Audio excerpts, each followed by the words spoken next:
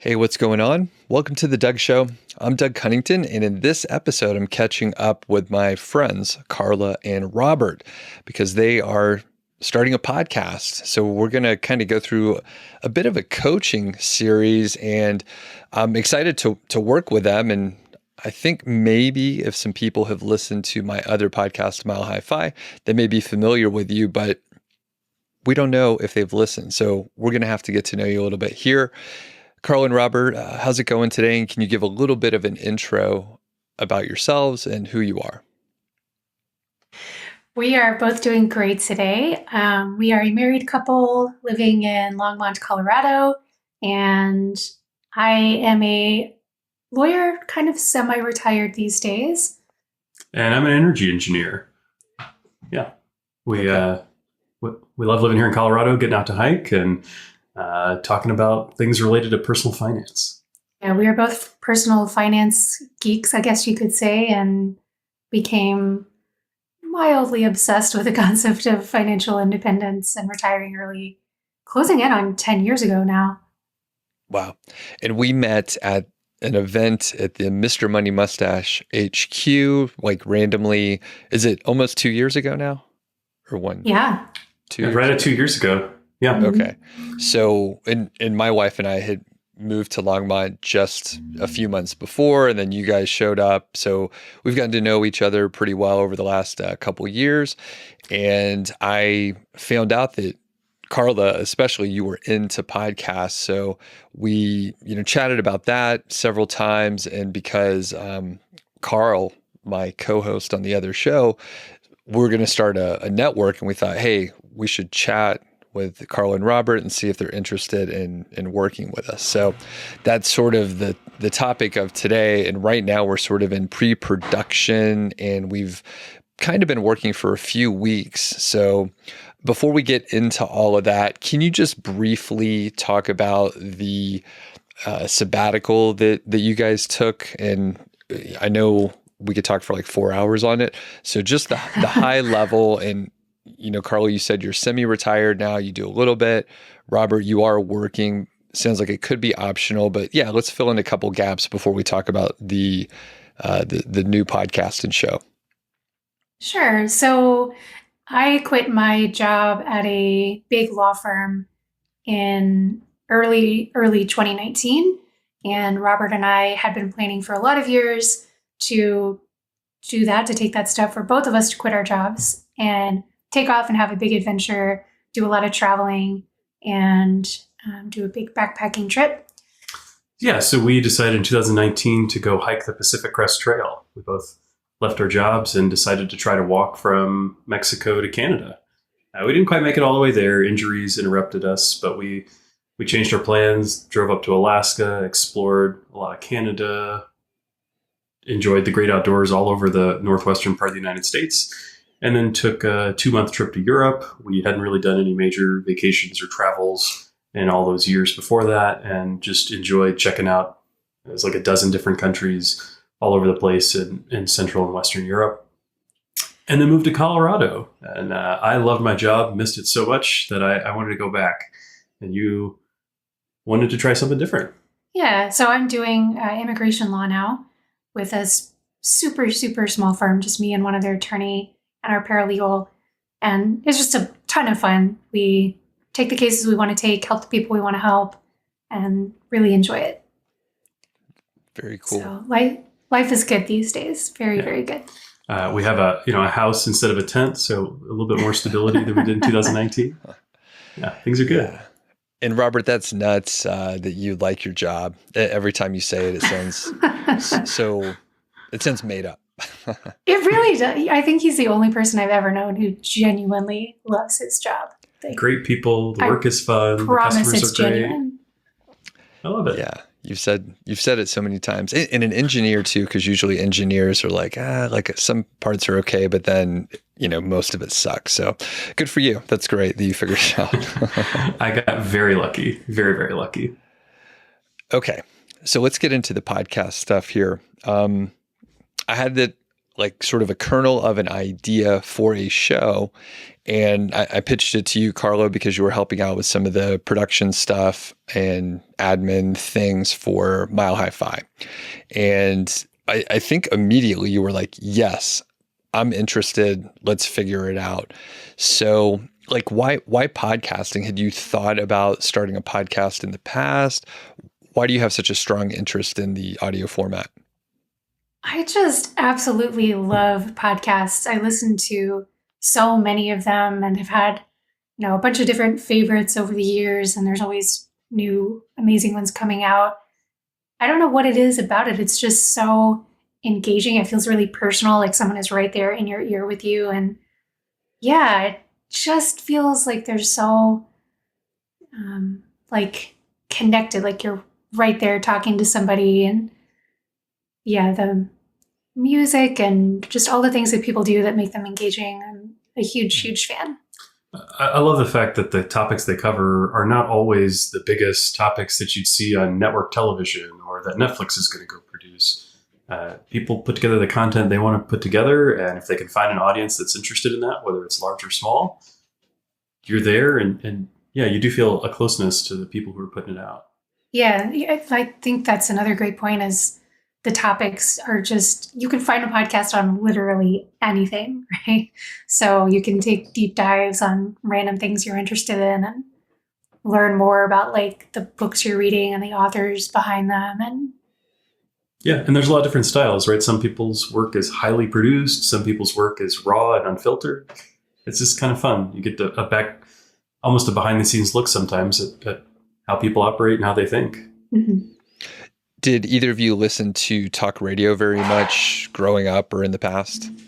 I did a little bit. My dad always listened to like talk radio in the morning. And yeah, I think I did sort of have that background as a kid of just always listening to some kind of radio. Also, I hadn't really made this connection before, but my dad is a huge radio fanatic. Like, how many radios do you think my parents have in their house? 15? Yeah, well over a dozen. And he's always wanting to get like another cool new radio, and he likes shortwave radios and like tuning in to be able to listen to stuff coming in from China and all over the world. So that's true. Yeah, that kind of audio format has always been close to you. For me, I didn't really listen to talk radio much until I started working, and then I would listen to sports talk radio on the way back and forth to work basically every day. Mm-hmm, okay. That's true. Gotcha. Back when you had a commute. Yeah. And I liked talk radio. I would listen when I was like cutting grass. I had like a little lawn care business when I was a teenager. So yeah, I would listen to the morning talk radio in Atlanta, and there were, plenty of stations around there. So I have always enjoyed it, but I didn't really like, put it together or anything like that. And now I have met some friends that are podcasting, and they like did, radio and communications, like that's what their degree is, which, makes me realize how much I don't know. And I'm embarrassed to work with them sometimes because they know exactly what they're supposed to do. So, okay. And any favorite shows that either of you are listening to now, or any of them that we should check out? Just curious. Oh my goodness. I really like all of the NPR podcasts. So This American Life, Planet Money, Fresh Air, and I listen to Making Sense with Sam Harris, although he can be a little controversial sometimes, but that's also kind of fun. I usually get most of my podcast exposure from Carla, but I do like the Freakonomics family of podcasts as well. Yeah, the History Chicks. So many of them. Yeah, You're Wrong About. Yeah, I could go on for a while. But. Okay. And almost, I like the Freakonomics ones too. Or I guess I've only listened to the main show. I didn't even know they had others. But so all the ones you're mentioning are pretty highly produced, right? Like really like some of the best of the best. I mean, those were basically radio people that came over to podcast, right? Yeah, I think, well, almost across the board. Some of those are a little more rough, but yeah. Yeah, we listen to other things like backpacker radio and some other more niche Okay. productions that aren't from people who are, NPR level hosts that have taken to the podcast format. Okay. Yeah, so, but this is something we can talk about, but I think the fact that I really enjoy those highly produced ones has set me up for like my expectations being really sky high for what is possible. And there's definitely a gap between starting as a complete newbie and getting somewhere like that. So it's a process. Yep. You read my mind. I think Ira Glass even has a quote where it's like your tastes don't match your skill level and you have to close the gap for that. So we're going to skip ahead a little bit, but we're going to backtrack. So you have actually recorded, you said 3 episodes, right? Mm-hmm. And we will reveal the topic of the show soon, but not yet. So you've recorded 3 episodes. We were just talking about the technical issues and some of the things that pop up along the way that have nothing to do with the content and actually producing good content. So how do you feel knowing what we just said, where your tastes are really high, your skill level is basically a beginner? So how are those episodes? How do you rate them at this point? I would like to redo all 3 of them. Every time Carla in the middle is like, should we just start over? This isn't good. This is terrible. Yeah. Yeah, it is definitely taking me a while to adjust to the fact that I am not Ira Glass, because in my head, I'm like, oh, I think we all have this problem of you see something that someone is doing so well and they're so good at it that they make it seem easy, right? Which is such a rookie mistake to fall for that impression. I mean, I should know better at my age, having, life experience. But yeah, it is still something that I'm struggling with about, we can improve it. We can make edits. We can make it better. But also we are not NPR hosts, and it's going to take us a long time to get to that level, if ever. So it's a struggle. It's definitely a struggle. But we're making our way through it. There are little pieces of each episode that I think, oh, that's really good. We had some clever banter. We made a good point. It was tight. It was really good. We just have to find a way to increase the frequency of that and decrease the frequencies of the, but long transitions with the transition no value. Words. Yeah. It's tough. Well, if you're going to be on my network, you need to get your shit together a little faster. So we're working on it. It's coming along. It really is. And I think every time we do it, we get a little bit better. And every time we do it, we think of things where we can say, this is something we need to work on. Let's do this a little bit better. Let's plan a little bit more. So they're slowly but surely coming together. I actually think our first one was a little better than our second one. So maybe we're trending in the wrong direction. But I think the topic we choose heavily influences the quality of what we're putting out. And so if we've chosen poorly on what we're going to do an episode on, our content just suffers a little bit and it creates lags in what we're saying. The connection is worse. It decreases the quality of everything. Yeah, so that sounds we've learned a little bit about being really choosy about what we're going to do an episode on, especially as we're getting our feet underneath us and trying to figure out what our voice sounds like. It's very hard. We're trying to. We want to pick things that we're really engaged with and excited about. Shows that we really like. Sorry, yeah. Yeah. So before I started this podcast, the Doug.Show, Elizabeth, my wife, and I did a show, and there's nothing.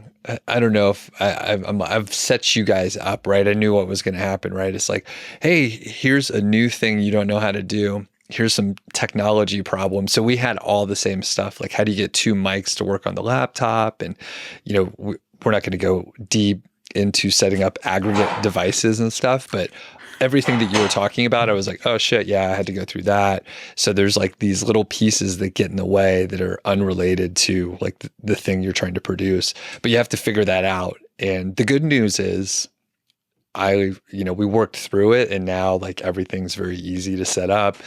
And you guys have been down here, and it was probably straightforward, right? It was just, I hit record, everything was pretty good, like no major issues. So you'll get there. It takes, a couple years or something. That's faster. It's faster than that.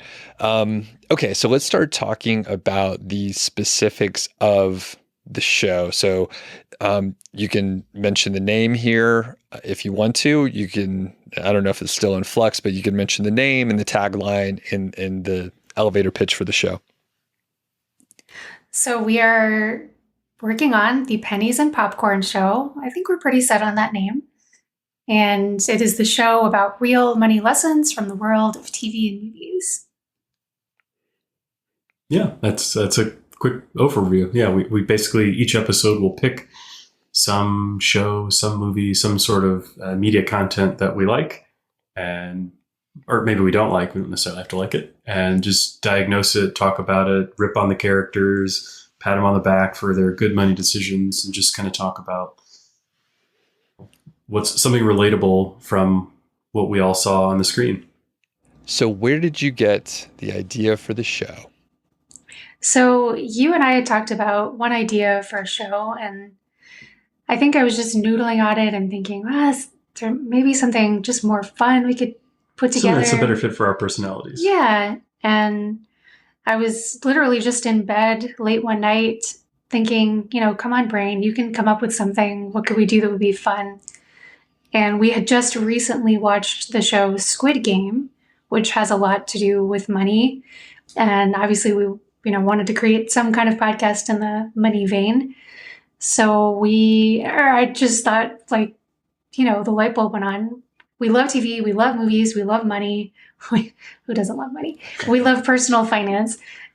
We should do a podcast about all those things and learn money lessons through the characters that we see on TV and in movies. Yeah, you woke up the next morning and were like, I have an idea. I think it's great. And I was hooked. I thought it was a good concept. And you circulated it around to a few folks. And pretty much everybody said, that could be fun if you do it well. That's the big question mark. Can we do it well? And when you pitched the idea to me, I thought it was great. And I think we started moving forward. And when I let Carl know, he was like, yeah, that's fantastic. And each of us had a few ideas. So can you walk us through how you thought an episode might go? And you don't have to refer to the first few that you've recorded, since they can be better, but how do you envision it to be? So we are pulling a few clips from every TV episode or movie and just talking about the interesting things that are going on with the characters. What have they done well with their money decisions? What have they not done well? What are, kind of some real world facts about what would happen to a real person in this situation? Yeah, I'd say the show format is just the two of us talking. We'll occasionally have some guests on, and we just start talking about the show. We get a little geeky and nerdy, talk about some fun facts about the show, occasionally quiz each other with little trivia questions, pull in video and audio clips from the program, and sometimes talk really deeply about exactly what was covered in those clips. And sometimes we talk a little bit more broadly about financial topics that they loosely allude to, or that, as the plot progresses. So it's little brief clips from the shows, which was an interesting technical hurdle for us to figure out how to get into the program. But just a lot of us breaking it down. And can you give an example of, or even mention some of the shows and movies that you're thinking of covering? So thus far, we have covered some SNL skits, Saturday Night Live, an episode of Gilmore Girls, which has so much great money content, and we did Slumdog Millionaire. Mm-hmm. We're also working on one on the movie 21, the blackjack card counting movie with Lawrence Fishburne, Kevin Spacey, Jim Sturgis, and Kate Bosworth. Yeah. And Josh Gad. Yeah. So we're for that one, we're traveling here in the next couple of weeks, and we'll be visiting a friend who is a big Vegas enthusiast. And he has a lot of interesting perspectives, and we're hoping to kind of invite him on and be a little bit of a guest and do some interviewing. It'll be interesting to see how we build and weave that into our typical show format that thus far has just been the two of us doing it. Yeah, we plan to have a brief guest appearance from my mom on the Gilmore Girls episode, because it's all about mother-daughter relationships, and so just a short little cameo from mom will be fun. Yeah, it's interesting to see if we think that really spices up the show, or if it just becomes a production nightmare that's really difficult to do effectively in a reasonable time frame. So I'm eager to see, after trying a few different things in a few different episodes, what sets us up for the flavor that we like. Yeah, but we have lots of other shows in mind that we want to cover. It's virtually endless because money is woven into so many different TV shows and movies and books, and we might even do some songs. So there's just an endless supply. We know we want to do some Sex and the City episodes. There's a lot of great money content there. You name it, it's got money in it. Yeah. Awesome. Yeah, and I think that's one of the reasons why your idea was so much better than the one I had, which I'll tell people, because there's other shows like it. So basically, I know there's a podcast, actually my friend hosts it, it's Optimal Finance Daily. There's a whole network, Optimal Whatever Daily, and they just read blog posts. So I thought, oh, that's a really easy way to add another show without adding a lot more like creative input to come up with a content. And that network seems to do really, really well. There's a natural sort of like shareability about it. And at best, right, our show would just be derivative on another show that is just saying someone else's ideas in a different format, which is really not original at all. Now, the funny thing is, right when you pitched the idea, Carla, I was like, all right, this is great. This is much better. Bigger Pockets. I don't listen to all the Bigger Pocket shows. I just cherry pick every now and then. Bigger Pockets has a show where they just added a show where they read other blog posts. Did you know that? Oh, I did not know that. No. So they have a different, they have a huge built-in audience. So even if they just have like a trickle of people that listen to the other show, they can still like make good money on it and it's worth their effort. We don't have that kind of critical mass at all. But it validated the idea as like an easy little piece that they could just throw in. So yeah, and it was literally like that week, like when I found out about it. So everything. That's wild. Fit together. Well, since you have done a couple shows and you're thinking about experimenting, which I think is great, it will certainly add some of the technical hurdles, but it's good to figure those out. What has gone differently than you expected so far, positive and negative?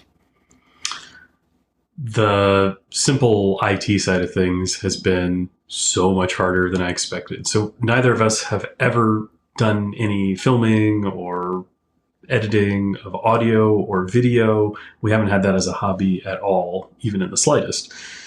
So we had to overcome a whole bunch of hurdles, not knowing what hardware we needed, not knowing what software we needed, not knowing when things weren't working, whether it was because we had a mismatch of tools that weren't really designed to work very well together, or if it was because we were simply incompetent and couldn't configure them correctly. We've both lived in, big offices with a corporate IT structure with lots of peers who have undergone similar problems. And we can always use that in our day-to-day work to say, hey, is this working for you? Am I doing something wrong? What's the situation here? And in this model, we're starting our own thing, right? We've asked you a bunch of questions. You've certainly helped us out a ton. We don't want to bother you with every little detail we have. And it's just a large learning curve that maybe I thought would be easier to do exactly what we wanted. There are just so many little things. We had a piece of software that came with the camera we got that we couldn't get to work at all on the computer. sure enough, the software isn't compatible with this particular model of computer, that it's a known defect, but it's not advertised. So we had to find an alternative pathway. All kinds of little things like that have caused us issues. And I would say just about every time we've tried to record at this point, we've had 20, 30 minutes of, why isn't this thing working the way that it should? Yeah, and we actually had planned to record one night and weren't able to because we spent about 3 hours just wrestling with the machines. But yeah, Robert's right. Like, we were so lucky. We worked at these big jobs where we had entire departments of people who are dedicated to IT. And I was so heavily reliant on those folks for literally everything technology related. So yeah, having to do everything on our own and has been a definite learning curve, and that we are still not over it, but it's kind of fun sometimes. And yeah, we're learning new skills, and that's always interesting, and it's something we'll have with us. If our show is a total bomb and no one cares and no one's interested and we decide to put it away, well, we know how to do this for the next idea that we have that we want to try to put something together with. Right. And technically, I should have been able to help you more with some of the technology stuff. But like you were saying, the specific laptop that you like, those little things matter. And yeah, I think that generally happens. Yeah. Lots of little wrinkles. Yeah. There's just so many small little things that we're doing slightly different. And we got to figure out how to make it work with the tools that we have available, or decide, should we get some different tools? Right. And one funny thing, just once you get the technology working, like we still had like that first podcast that Elizabeth and I did, I actually didn't have enough microphone stands. So I got like zip ties and like zip tied the microphone to like some random little structure. I can't even remember. So, now down in the studio, like things are set up. I don't move anything. Like the cables are locked into a specific spot. So it's much, much easier once you have everything laid out and you don't have to worry about it. Yeah, that was a hurdle we had too. We initially had a spot that we thought would be a perfect permanent studio for us. We kind of looked at it, started working there, and decided it wasn't the right fit. It wasn't the right space. And so we had a backup option that we thought about, and it didn't work either. And so we're in like our third spot right now. And I don't know if you can hear it. Our dog just came in and out of the doggy door. It is definitely not a perfect space. And so we're still trying to figure out exactly where we want to have our recording sessions and have everything set up in a permanent, easy to use, repeatable space that we can come in and record and not fight the tech battles every time. Right. What room are you guys in? I'm trying to place it. We are in Robert's office right now. Yeah. So normally I work like that direction, facing the window, and we have some bookshelves in the corner. We're like, this is a fine backdrop behind us. We'll move a desk over here. And if you walk down the hallway and look into my office space, you'd think, well, that's a peculiar design choice, but multifunctional for the moment. Yep. That's what my office was upstairs. It was like the worst layout for like functioning in the room, but the best for like working in video and stuff like that. So the basement's much easier for me to deal with. Okay. So some positive things, some negative things. Hopefully, I mean, once you solve the problems, like hopefully you won't have to continue to solve them. And especially when you're setting up, I'm just thinking back because I did the exact same stuff. You're like, all right, we're going to do this. And then it's like 45 minutes of frustration. You're like, now you have to sound like you're not pissed off. Right?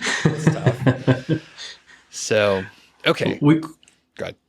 I was going to say, we've also had lots of fun with putting together the content. I think that's been an interesting challenge for us, right? We've had these, pre-production meetings where we get together and say, this is what we're going to cover in these little segments.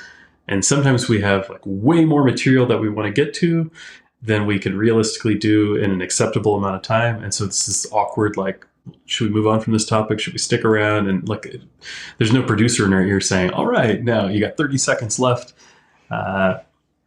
Move on, or stick with it, it's great.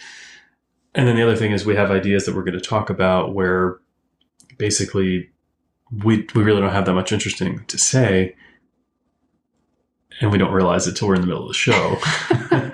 And then it gets really awkward. And we're like, well, how do we move on from this? Or do we just keep rambling about some topic for a whole bunch of time? Do we need to have like the clips spaced out? What are we going to do here? So we're still finding our feet, I think, on a lot of things. No doubt. And I think you guys probably have a couple questions for me, right? Yeah, we do. Okay. So before we move on to that, I will mention one thing. I met someone at Economy, and she has a huge podcast, one of the most well-known. I was like, oh, I've never listened to your show. And she was great. I got to hang out with her a lot.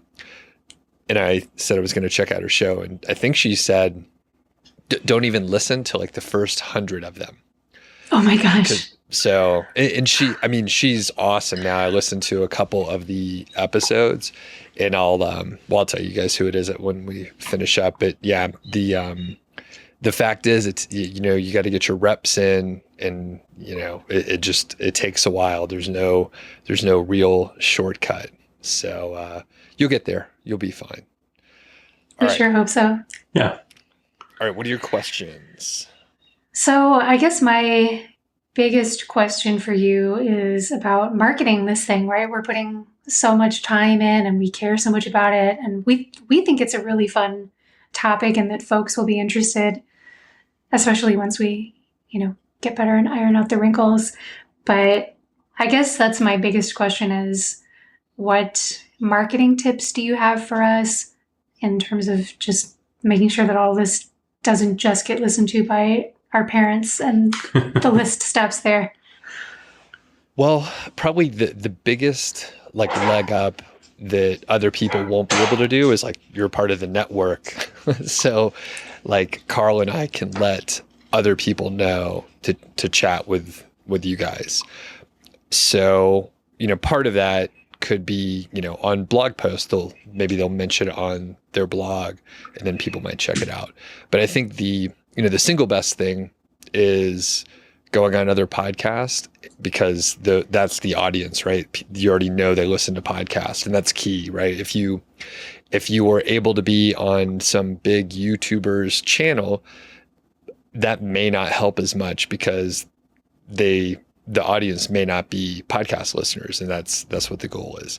So that's a big thing. And I mean, I have a couple podcasts, but I'm not super awesome at marketing them because I haven't cracked it, right? There's a lot of different strategies, and depending on the format, it might work well. So and maybe you could think about how you could implement this in your way.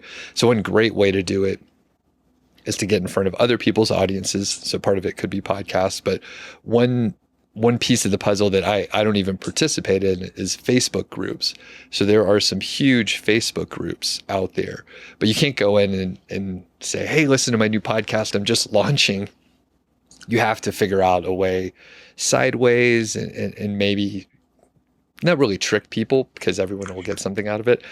But one of the greatest ways is to have an admin or someone who's in charge of a Facebook group on your show, because they will want to share it in the Facebook group. They're usually, liked and, followed, and people pay attention when the admin or owner of that group mentions or shares something. So if you could trick them to be on your show in some capacity, then they'll probably share it in their group. So yeah, does that help? Yeah, it does help. And I think that's a great idea. And I think one of the fun things about the topic that we're doing is virtually everyone watches TV and movies, right? So if we want to get somebody on the show, a great way to do that is just, well, what shows do you like? What are you interested in? Because we'd love to have you on to talk about your favorite show.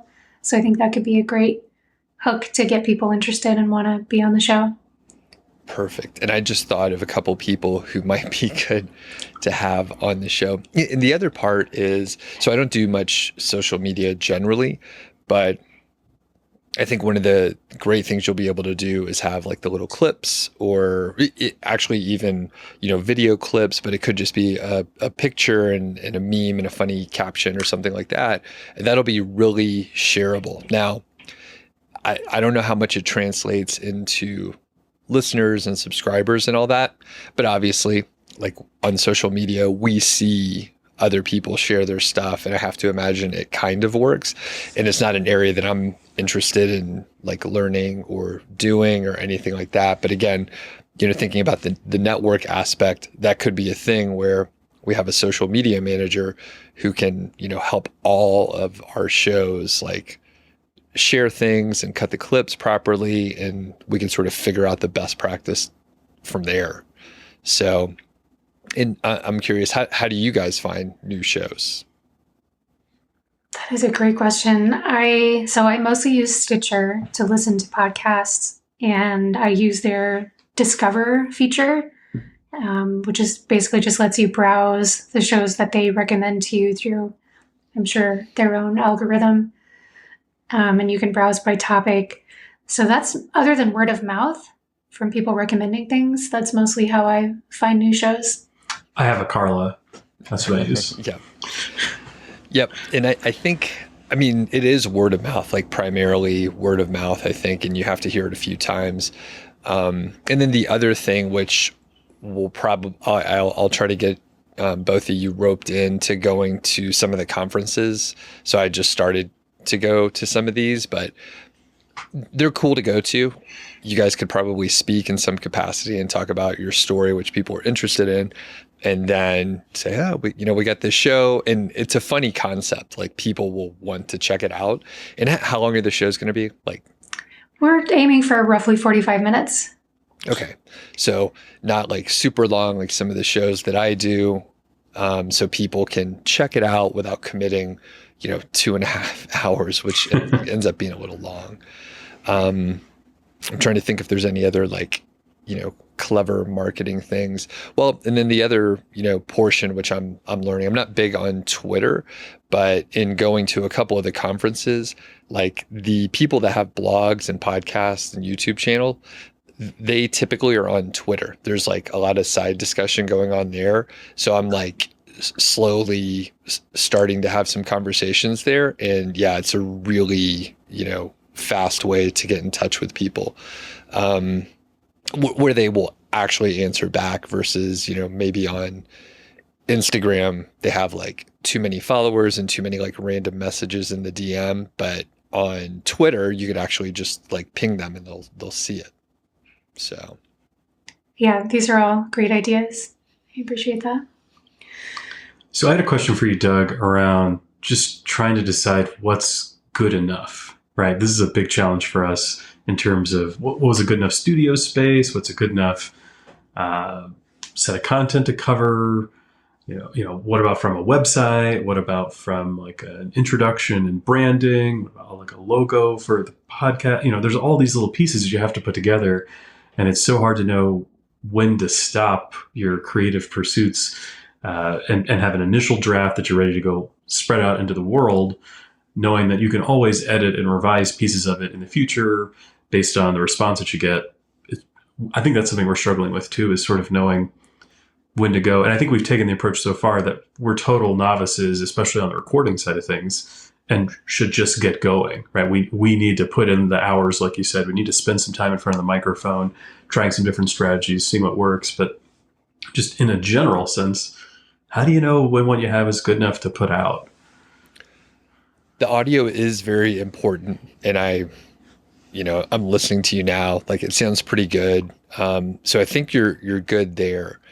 And everything else, I would say, number one, I'm kind of a bad person to ask, because I'm like, just ship it, get it out the door, and you could fix it later, or just have that in your past of like bad work that you've done. So I just get it out the door. And a lot of us are perfectionists, or we had that in our past or whatever. And I think I was like maybe a little bit, but I've definitely let go of like any of that. And, there's mistakes out there, like on my blog, there's misspelled words, there's things I should have fixed a long time ago. And the more you do it, the more you ignore the imperfection. You could just move on. I'm like, I probably should fix that. And then everything's been fine so far. So I just leave it broken over there. So the more you do it, you will get over it. And like, I mean, you already mentioned putting the reps in, and you'll get to a spot where you're like, okay, this is a pretty good threshold. I can't believe we shipped that work. You can't always go back. And, Carl and I have some, of our earlier episodes where I'm like, you know what? I may actually go back and sort of like fix up a couple things in the first like 10 episodes or something like that. But it's not a huge deal. And people have given us some feedback, and I've made, some technical mistakes here and there. And like I said, everything ends up being okay. So yeah, just ship stuff out. Even if you're like, I'm embarrassed of this. You should be. You should be. Like, if you're not embarrassed, then you waited too long. That's a famous quote from someone, but I can't remember. So if you're not embarrassed by the first version, then you're waiting too long to ship it. Well, that's probably good advice. That's so hard for me to swallow, but I get it. Well, it sounds like our first few episodes are ready. Yeah, you'll have to send them over. I can give a listen. So, any other questions? I guess this is probably a really stupid question, but I know that search engine optimization, SEO, is like a thing that I am generally aware of, but do not understand. And I guess I'm wondering, is it necessary, or would it be a good idea to try to wade into that and figure it out a little bit before we launch the episodes and the website? Probably not. Luckily, I'm an expert in that. The thing you have to remember is, for search engine optimization to work, people have to actually be searching for it. So there's probably, people are not searching for what you're talking about, most likely. So you'll be able to get more of like the viral component, which is kind of cool, especially, thinking of the social media aspect where a funny meme could be shared around and people will share funny stuff. The other portion is on YouTube. So YouTube is a huge search engine, and we are going to do video over there. The interesting thing is, again, people are not actually going to search for whatever you're producing. You maybe could have a little bit of a ranking with just the name of certain shows or the thing you're covering, but it would probably not be a big source. However, YouTube does suggest videos to people, so there will be some advantage to that, I think. But it won't really be like SEO related. It'll be more just the algorithm and the interaction that people have with your videos. So, long answer to no, don't worry about SEO. I like the sound of that. We have enough to worry about just getting our microphones to work. Yeah. It's so true. Well, and the thing is, you will run across, I think we had a conversation about this, Carla, where people were like, yeah, do a transcript of your podcast because then you can rank and search. Well, guess what? No one's searching for that stuff. So like if they accidentally landed on your page, they would look at it and like wonder what kind of nonsense this is. Like it makes no sense for what they were looking for. And it could be wrong. I mean, you may figure out something that people are searching for, but I would be shocked if they're like, oh, money lessons from, well, actually Squid Game may work, but that's just current events, but it wouldn't be for like in Seinfeld or something. Yeah, I'm guessing no one's wondering whether or not Rory should have paid the money to go to Chilton for school in Gilmore Girls, right? Was that private school worth it for her to get into Harvard? Should the family have made that sacrifice? Probably not a well-searched topic. Yeah, it's a very good point. Well, that's a relief to hear. One less thing to stress about. Yeah. All right. Any others? I think those are my big questions. Well, I guess sort of a general question. You seem to do a really good job of this, of just cutting out the transition words us, but yeah, so, which is something that we're struggling with. And I guess that kind of goes back to the enough question, but I mean, is that something that you consciously work on all the time? Or is it just putting in those reps and it gets better and you cut that stuff out? Well, Doug, I was also going to add, I know I think you've told me you've gone to Toastmasters before to work on this. Another piece of it is the dynamic with the two of us, trying to play off of each other in a way that is compatible, not just managing our own use of transitions and filler words, but when exchanging back and forth, how to take the ball and run with it in a way that's comfortable, that doesn't end with a, yeah, so 5 seconds of wasted. Nobody cares that we agree on this. Let's just move on to the next topic. Right. Well, let me get something off camera real quick. Hold on. So you just need a squirt bottle. I have a squirt bottle I'm holding up. And just get someone to spray you whenever you have those filler words. So I like it. Thank you for mentioning that. I have worked really hard on it. One helpful thing is to listen back to your episodes, and then it'll be really obvious what your filler words are. And then it's just a very painstaking process. I did go to a couple Toastmasters meetings, and I think by then I had cleaned up quite a bit, but listening to yourself is the single best way because it will annoy you. And it's a little bit tough. I mean, it's painful and you're like, oh shit, I say like way too often, which I don't even think I said it too much, but if you pay attention to even really good speakers, they have their own, filler words in there. Is another one. I used to say that very often. I think our filler word is yeah. Like every time we transition from each other, it's just yeah. We listened to our Slumdog Millionaire one that we put together and we're editing it, trying to clean it up. And there were so many times where it was just a pointless yeah coming back from the two of us. It's definitely a problem. And I mean, so I'm an attorney, right? I used to practice law where I would take depositions pretty regularly. And when you do that, you have a court reporter taking down every single syllable that comes out of your mouth, including the ums and the uhs. And I've seen my words on paper, so I know I know just how common it is for people to do that, and I should be better about it, having gone through that experience. But I mean, I quit my job in 2019, and now I practice law in a very relaxed environment and no longer take depositions. So I guess I'm just out of practice. But it's hard to, especially like you said, the dynamic between the two of us. It's not just me with a monologue that I have thought out in advance. Yeah, those highly produced shows that we like, that we talked about, they always have a great editing team or just great personalities, both the hosts and the guests that they seem to have that they're recording. They never seem to stumble over their words or going back and forth with one another. I just like to tell myself they took like 20 takes to record everything. I hope so. And they might, but in talking to a few people over the weekend and listening to their shows, I think some people just got to the point where they have trimmed out a lot of the filler words. And it turns out a pause is much better than filling the space. I think I talk slow anyway, and this makes it even slower. I don't talk that often, so usually people listen when I do. So it's a bit of a balance, but I do feel like I talk really slow, and then when I cut out the filler words, people are probably like, fucking say what you're trying to say, dude. Like, hurry up. So, yeah, you'll be fine. It doesn't come across that way. For us, I think we both talk relatively fast. I don't know.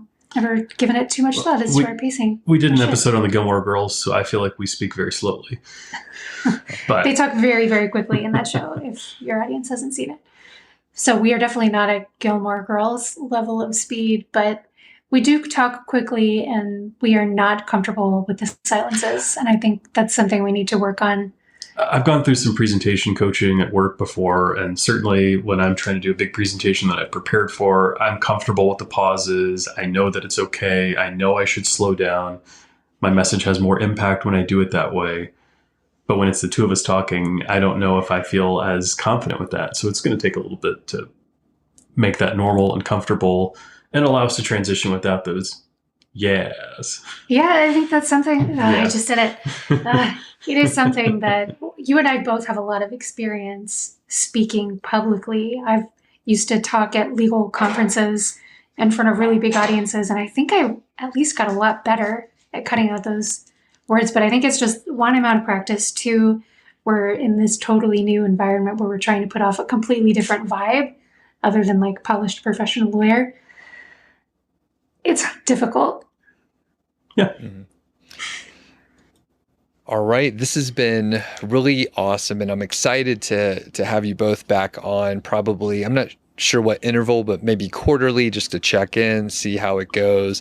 And it'll be fun for you both to go back and watch these and listen to these episodes to hear how far you've come and the things you were struggling with at the very beginning that hopefully you figured out in, less than a quarter. So thanks a lot. Where should people find your show or follow you? We'll put links if you don't have everything like lined up yet. Yeah, everything is still in the works, but hopefully by the time this episode airs, we will have everything ironed out. But it's going to be penniesandpopcorn.com. And we hope to have lots of social media accounts as well. And hopefully you'll be able to find the episodes on wherever you get your podcasts. So very cool. Well, thanks a lot for being on, and we'll catch up with you soon. Thanks so much, Doug. Thanks, Doug.